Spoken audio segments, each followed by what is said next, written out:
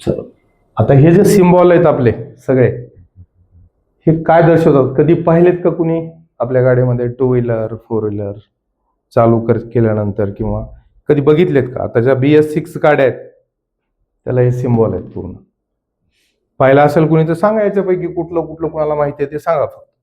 तर हे एवढे आहेत ना, ह्याच्यात काही डबल पण आहेत, पण जे दिसत आहेत समजा हे एक दिसू शकतं, हे एक दिसू शकतं, हे काही असेल माहिती तर सांगा फक्त.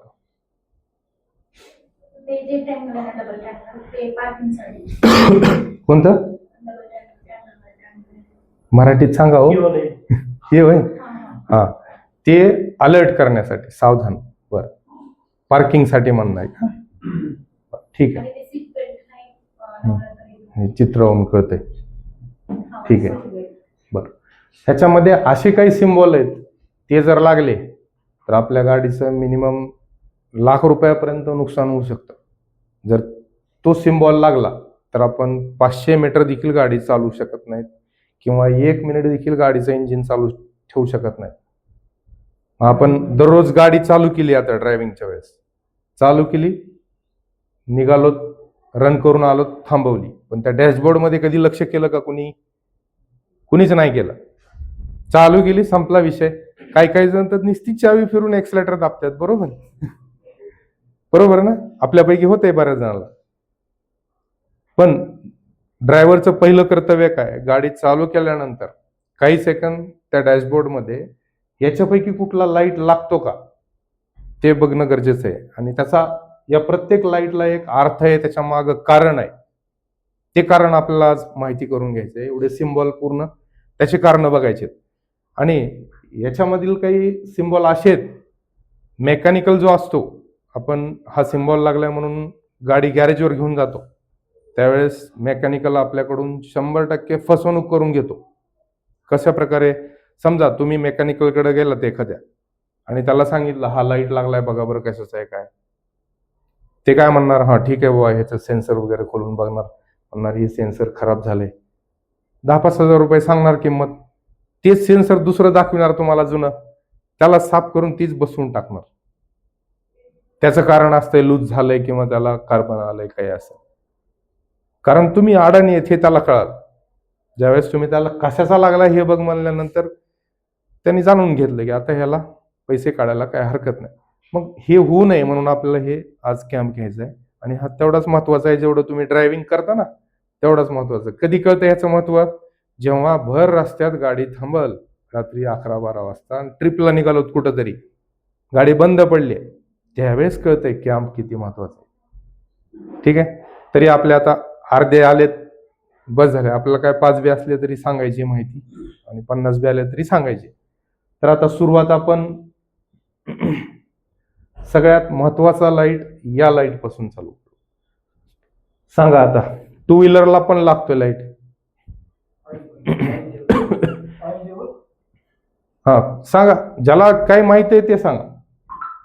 ऑइल कमी झाल्यानंतर लाईट लागते. बस की खाली बस. हा सांगा, ज्याला माहिती आहे त्याला सांग. ऑइल लेवल, बर, लिकेज असेल, ऑइल लेवल, अजून बर, संपत आहे का ऑइल? सर्व्हिसिंगला आलं की खाते बी का? बर, अजून काही? ऑइल बदलीला म्हणजे ते सिम्बॉल लागत आहे. बर, अजून? खुल्लं डिस्कस करा म्हणजे लक्षात येईल. ज्याला जे वाटतंय ते सांगा. ते नळ बी सांगा, काही अडचण नाही, सांगा, फक्त डिस्कस करा. ते काय असेल तरी काय हे. तर हा जो लाईट आहे ना, ज्या वेळेस आपल्या इंजिनला ऑइल सप्लाय होत नाही, तुमचा ऑइल पंप खराब झाला असेल, किंवा एखादं खालच्या बाजूनं कुठंतरी मार लागला म्हणून ऑइल लिकेज होत असेल आणि ऑइल निघून गेलं, सप्लायच बंद झाला, अशा वेळेस हा लाईट लागतो. आणि हा जर लाईट लागला तर तुम्ही जास्तीत जास्त अर्धा मिनिट पण चालवू शकत नाहीत गाडी. सगळं ऑइल बंदुकीच्या गोळीपेक्षा तिप्पट प्रेशरने निघून जाते, पाईप वगैरे लिकेज झाला किंवा खालच्या बाजूला मार लागला तर. आणि हा लागताच ऑइल लाईट लागताच बंद करायचं काम पहिलं ड्रायव्हरचं. नाही बंद केलं तर त्याचं इंजिन ब्लॉक होऊन जाईल, जाम होईल, जाम इंजिन. आणि त्या कोणती गाडी आहे त्यानुसार तुम्हाला खर्च येईल. समजा मारुती असेल तर मारुतीला कमीत कमी एक 80-90 हजार रुपये लागतात. हुंडाई वगैरे असेल लाख 1.5 लाखापर्यंत, टाटा असेल 1.5 लाखापर्यंत. म्हणजे त्या मॉडेलनुसार, त्या कंपनीनुसार त्याचा खर्च वाढेल. ठीक आहे. मग हा लाईट लागताच थांबणं, मग थांबल्यानंतर तुम्ही गाडीच्या खाली याल, बघाल वाकून खाली काही ऑइल लिकेज होतंय का. जर लिकेज होत असेल तर गाडी कसल्याही प्रकारे चालू करायची नाही आणि गॅरेजपर्यंत ओढून न्यायची किंवा मेकॅनिकलचा सल्ला घ्यायचा आहे आणि मग आपला वाचू शकतं. जर मार लागला असेल आणि ऑइल टपकायला दिसायला खाली, तर चेंबर म्हणून एक भाग असतो, ऑइल स्टॉकेज, त्याला मार लागला आणि तिथून लिकेज झाले, मग ते तेवढंच बदलून 10-5 हजारापर्यंत नुकसान होऊ शकतं. पण जर चालवत नेली तर मग मात्र महागात पडेल. त्यामुळे हा लाईट फार महत्वाचा आहे. हे गाडी चालू करताच बघितलं पाहिजे बरं का. ठीक आहे. कळला. हा ऑइल लाईट आहे. केव्हा लागतो? जेव्हा इंजिनला सप्लाय होत नाही, ऑइल सप्लाय होत नाही. आणि हा घातक लाईट आहे, याचं नुकसान भरपूर होऊ शकतं. त्यानंतर आता हा झाला, हा दुसरा, हा एक लागतो बघा. आता BS6 ला कंपल्सरी लाईट. सांगा काय असेल हा? काय? बर, अजून? हा, इंजिन मध्ये प्रॉब्लेम. अजून काही? कारण तुम्ही डिस्कस केलं तर तुमच्या परफेक्ट लक्षात राहील.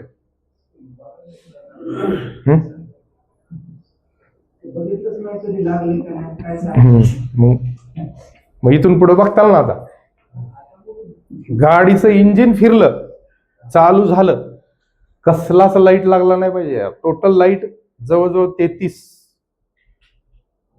ते जे दिसतंय ना समोर मीटर, ह्याच्यामध्ये एवढ्या लाईट आहेत. हे जे मीटर आहे आपलं आत्ता 32-33 लाईट आहेत. त्या प्रत्येक लाईटला कारण आहे. सांगता येतील नाही? याला म्हणतो माल फंक्शन लाईट.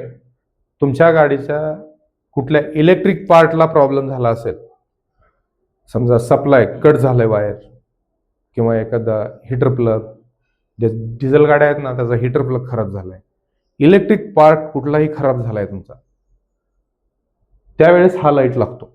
हा लाईट लागल्यास लवकरात लवकर गॅरेजवर जाणं गरजेचं आहे. कारण याचा ज्यावेळेस हे ब्लिंक होतं सुरुवात असते, पण काही वेळानंतर समजा एखादं तुमच्या फॅनचं वायर कट झालं, लागला लाईट, तुम्ही जास्तीत जास्त 10-5 किलोमीटर गाडी चालवत जाऊ शकता. त्यानंतर त्याचा इफेक्ट काय होईल? 10 किलोमीटर पर्यंत लाईट लागल्यानंतर काही होणार नाही, पण त्यानंतर गरम व्हायला चालू होईल, इंजिन गरम व्हायला चालू होईल आणि फॅनचा त्या लाईटचा इफेक्ट द्यायला चालू होईल. इंजिन हिट झालं की आपल्या गॅस्केट वगैरे खराब होतील. 25-30 हजार रुपये खर्च बल लागू शकतो. गाडी थांबते जागेवर, किंवा तुम्ही जर दुर्लक्षच केलं तर इंजिन जामही होऊ शकतं, फॅन वगैरे जरी झालं. म्हणजे हा तेवढा महत्वाचा आहे. इलेक्ट्रिक प्रॉब्लेम कुठला आहे ते पाहण्यासाठी तुम्हाला ह्याच्यामध्ये कळणार नाही. त्याला ODB सेन्सर असतंय, किंवा मेकॅनिकलकडं ODB त्यांचं सॉफ्टवेअर वगैरे असेल, त्याच्यावर पाहावं लागतं की नेमकं कुठला पार्टचा प्रॉब्लेम आहे. पूर्वीसारखं असं नाही काय झालं लगेच खोला हे पार्ट बघा, चेक करा, तसलं नाही. आता BS6 गाड्या किंवा BS5 ज्या आहेत जुन्या, त्यांना अशी सोय आहे, आपल्या एका मॉड्युलर आहे त्याला कनेक्ट केल्यानंतर आपली गाडी कनेक्ट होते आणि कुठल्या पार्टला प्रॉब्लेम आलाय ते दाखवतंय आणि मग आपल्याला ते निवडायचं. त्याचा एक कोड येतो ठराविक, तो कोड गुगलवर टाकल्यानंतर आपल्याला कळतं की या पार्टचा हा कोड आहे. मग तोच एक्झॅक्ट तोच पार्ट खोलायचा आहे, बघायचा आहे काय झालंय काय नाही. मग एखादं सेन्सर असेल त्याचं कार्बन वगैरे काय आला असेल किंवा खराब झाला असेल तरी तो लाईट लागू शकतो, किंवा रेडिएटरचं टी असेल, काही कुठलाही इलेक्ट्रिक पार्ट जर खराब झाला किंवा त्यांनी समजा कनेक्ट झालं तरी तो लाईट लागू शकतो. टेम्पररी कोड असेल तर तो उडवल्यानंतर परत येत नाही, पण जर खराच त्याचा प्रॉब्लेम असेल तर तो लाईट जात नाही. ठीक आहे. माल function light, electric problem, BS6 ला प्रत्येक गाडीला आहे बरं का, टू व्हीलरला पण आहे ना. ठीक. त्यानंतर हा लाईट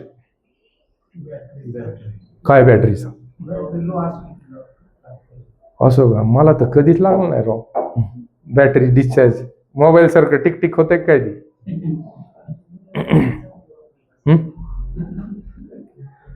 बरं, एखाद्या गाडीला झालं का लाईट लागला का बॅटरी डिस्चार्ज असल्यास ढकलून चालू करताना. बरं, अजून काही डिस्कस, दुसरं काही काय असतो हा लाईट.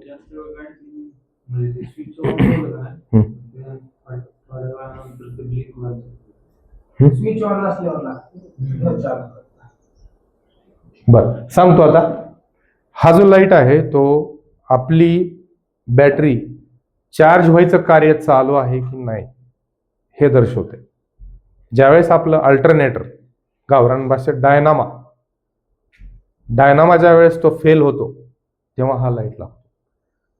गाडीचं इंजिन चालू झाला की लगेच हा लाईट बंद झाला पाहिजे, तर आपला अल्टरनेटर चार्ज करत आहे बॅटरीला. पण हा लागल्यानंतर तुमचं बॅटरी चार्जिंग काम संपलं, बंद झालं, त्याचं मॉड्यूलर खराब झालं. अल्टरनेटर जे काही पार्ट्स आहेत त्याचा एखादा पार्ट्स खराब झालेला असेल किंवा वायर निघालेला असेल, तुम्ही चेक करू शकता. वायर निघालं नसेल तर तुम्हाला मेकॅनिकलकडे जाणं गरजेचं आहे, त्याशिवाय त्याचा प्रॉब्लेम होणार नाही सॉल्व्ह.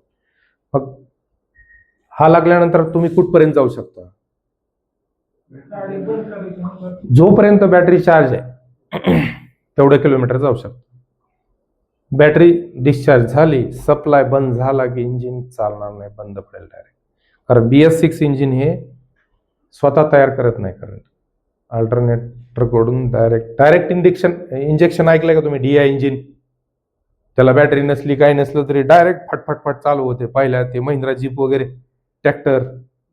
आता ह्या गाड्याला तसं नाही.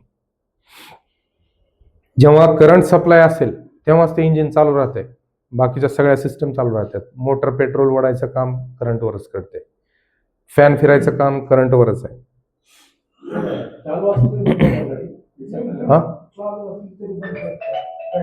मग ते डिस्चार्ज झालं की इंजिन स्टॉप होणार तुमचं. तिथून तुम्हाला दुसरी बॅटरी लावून किंवा ओढूनच न्यावं लागेल. त्यासाठी तुम्हाला लवकरात लवकर हा लाईट लागताच. पटकन गॅरेज जवळ करणं गरजेचं आहे आणि तुम्ही त्या मेकॅनिकलला डायरेक्टली जाऊन सांगू शकता, माझ्या अल्टरनेटरचा काय प्रॉब्लेम झालाय, वायर तुटलाय का, त्याचं काही कटआउट खराब झालंय ते पहा. मग म्हणजे तो बिंदास, अरे ह्याला माहिती आहे रे असं म्हणून सावधान होऊन तुम्हाला बरोबर हे करेल. नाहीतर मग त्याचा स्टाईल तो वापरेल, तुम्हाला काय गेलंय कळणार नाही. पण जर तुम्हाला जर असं लक्षात आलं त्याला की तुम्हाला माहिती आहे याच्याबद्दल, तर तो फसवण्याचा प्रयत्न करणार नाही, फसवू शकतो. ठीक आहे. हा झाला बॅटरीचा लाईट. त्यानंतर आता सिरियली घेऊ इकडं. आता हा काय, ABS अँटी ब्रेक सिस्टम. ज्यावेळेस तुमच्या अँटी ब्रेक सिस्टमला काही प्रॉब्लेम येतो वायरिंगचा वगैरे, त्यावेळेस पण हा लाईट ब्लिंक होतो.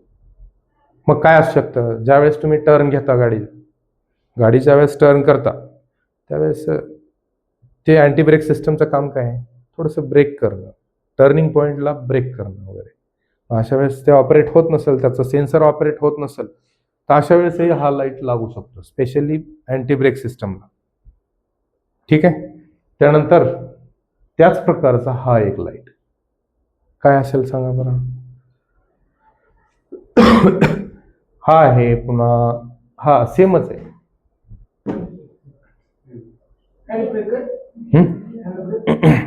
हा हँडब्रेक. अजून बर, अजून